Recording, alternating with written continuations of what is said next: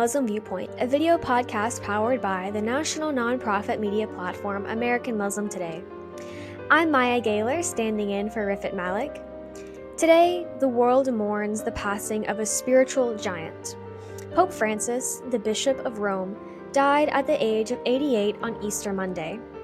Cardinal Kevin Farrell announced his death with solemn words from the Casa Santa Marta, saying, "With immense gratitude for his example as a true disciple of the Lord Jesus, we commend the soul of Pope Francis to the infinite merciful love of God." But beyond the tributes and ceremonial rites now underway in the Vatican, we pause to remember a side of Pope Francis that may not always make headlines, which is his profound commitment to Muslim-Christian relations and his unwavering compassion for the Palestinian people.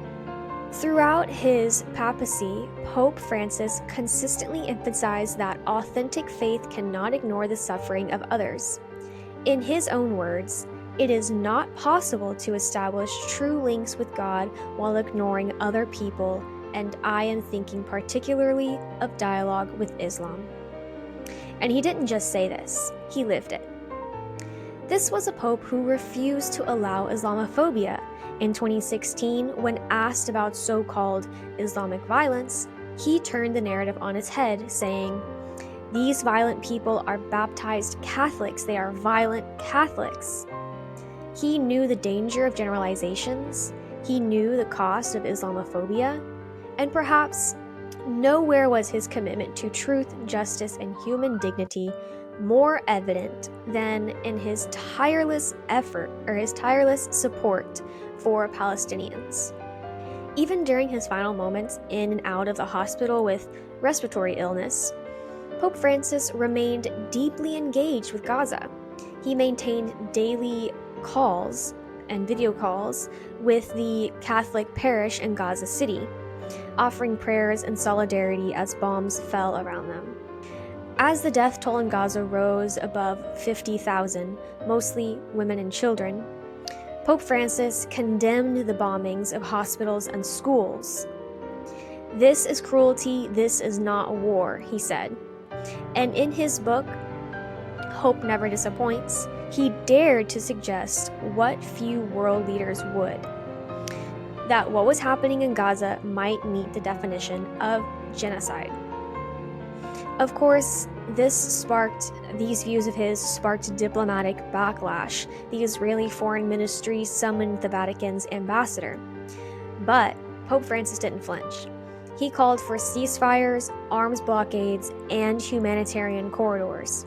He recognized Palestinians and Israelis alike as fraternal peoples with the right to live in peace. In a world where political leaders often choose silence or complicity, Pope Francis stood out as a moral voice, not for one side or the other, but for the human dignity of all, for the forgotten, for the innocent, for peace. His relationship with the Muslim world was more than political, it was spiritual. In 2019, he and Sheikh Ahmed Al-Taib, Grand Imam of Al-Azhar, co-signed the historic document on human fraternity, calling for a united front against extremism and a future built on mutual respect. That document led to the creation of an Interfaith committee in the UAE dedicated to peace building, one of the most significant milestones in Christian-Muslim relations in recent history. And this wasn't just diplomacy, it was lived experience. On his 2023 trip to Indonesia, Pope Francis shared a powerful moment with the Imam of Jakarta's Istiqlal Mosque. As the Pope prepared to leave, the Imam kissed his forehead. Francis responded by kissing the Imam's hand and pressing it to his cheek. A quiet, human moment, a gesture of profound respect between two faiths. Today, Muslim leaders across the world are mourning him. Indonesian cleric Anwar Abbas called him a man of peace, praising his relationship with Sheikh Al-Taib as a model for interfaith cooperation. Pope Francis didn't change doctrine, but he changed tone. He expanded the moral imagination of what a pope could be in a fractured world.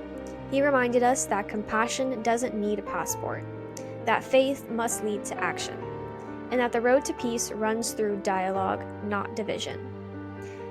As we reflect on his passing, let us remember the legacy he leaves behind, one of courage, compassion, and bridge building. He saw the divine in every face, Christian, Muslim, Jewish, or otherwise, and he called on the rest of us to do the same. Pope Francis is gone, but the seeds he planted in Gaza, in Jakarta, in Cairo, in the hearts of millions will continue to grow.